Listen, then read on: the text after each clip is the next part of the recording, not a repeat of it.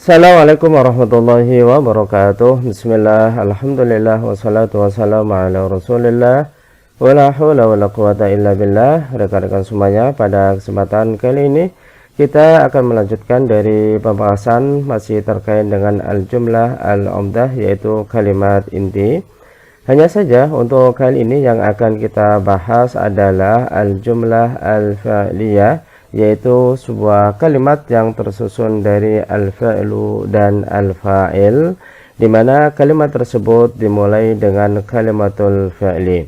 Perlu teman-teman pahami sebelumnya bahwasanya kalimatul fa'li adalah sebuah kata yang menunjukkan arti aktivitas, sehingga dari sisi kebahasaannya pada saat kita mengacu pada kalimatul fa'li, maka secara otomatis pasti ada yang namanya al-fa'il, dan susunan kalimat yang terdiri dari al-fa'ilu wal fa'il inilah yang disebut dengan jumlah al-fa'liyah.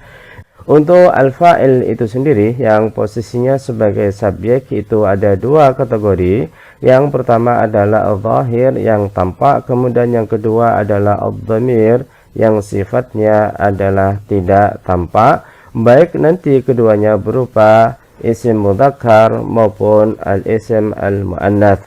Sebagai contoh, teman-teman bisa lihat pada bagian yang di bawah ini, qama at-talibu amama al-madrasah, di mana pada kalimat qama ini termasuk kalimatul fa'li, dan setiap kalimatul fa'li pasti ada yang namanya al-fa'il. Kemudian kita lihat pada kata setelahnya, at-talibu itu adalah berupa kalimatul ismi, dan at-talibu statusnya adalah sebagai al-fa'il dari qama. Karena ia statusnya adalah al-fa'il, maka i'rabnya adalah al-marfu', dan tanda rafa'nya bisa kita lihat pada huruf terakhir pada kata at-talibu yang berharokat dhammah. Kenapa? Karena ia termasuk bagian dari ismul mufrad. Kemudian contoh yang kedua, teman-teman bisa melihatnya, at-talibu qama amama al-madrasah. Sejatinya kalimat ini termasuk bagian dari al-jumlah al-ismiyah. Namun dalam rangkaian al-jumlah al-ismiyah itu khabarnya berupa al-jumlah al-fi'liyah. Di situ qama amama al-madrasah. Namun sebelum kata qama di situ sudah didahului dengan kalimatul ismi yang berupa at-talibu, sehingga qama ini sejatinya untuk al-fa'il itu berupa isim dhamir, di mana isim dhamir itu masih ada kaitannya dengan kalimah atau kata sebelumnya, sehingga kalau ditampakkan at-talibu qama huwa amama al-madrasah, jadi dia, qama di sini mengandung arti dia, dan dia itu mengarah kepada at-talib. Kemudian contoh yang ketiga, qamat at-talibatu amama al-madrasah. Kata at-talibatu ini juga posisinya adalah sebagai al-fa'il.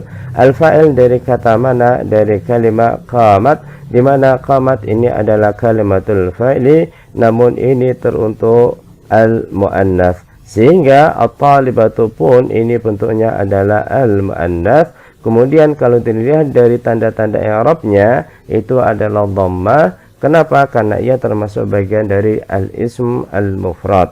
Kemudian kita lihat pada bagian contoh yang terakhir, at-talibatu qamat amama al-madrasah.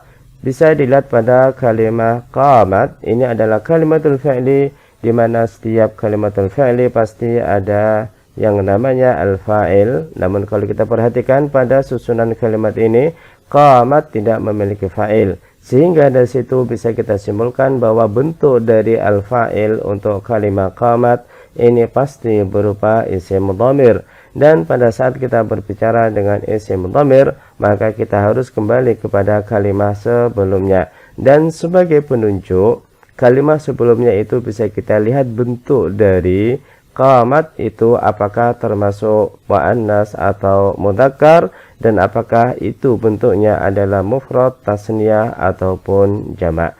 Itu saja sementara ini yang bisa kita bahas, dan insyaallah lebih detail lagi nanti akan kita coba mengulas selanjutnya. Dan saya akhiri, wassalamualaikum warahmatullahi wabarakatuh.